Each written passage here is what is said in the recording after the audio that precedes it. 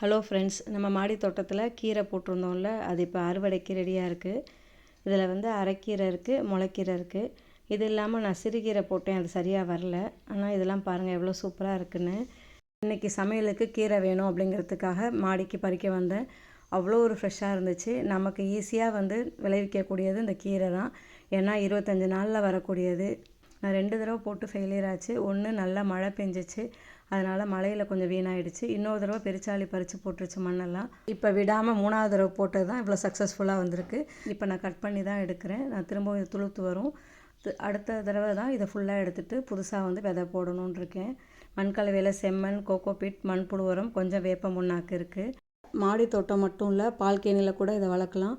அதே மாதிரி ஏதாவது ஒரு தொட்டியில் நம்ம வந்து ஒரு 20 ரூபாய்க்கு விதை வாங்கிட்டு வந்து போட்டால் போதும். 25 நாளில் நம்ம ஹார்வெஸ்ட் பண்ண முடியும். வீட்டு தோட்டத்துலேயும் பண்ணலாம், மாடி தோட்டத்துலேயும் பண்ணலாம், பால்கனியில் கூட பண்ணலாம்.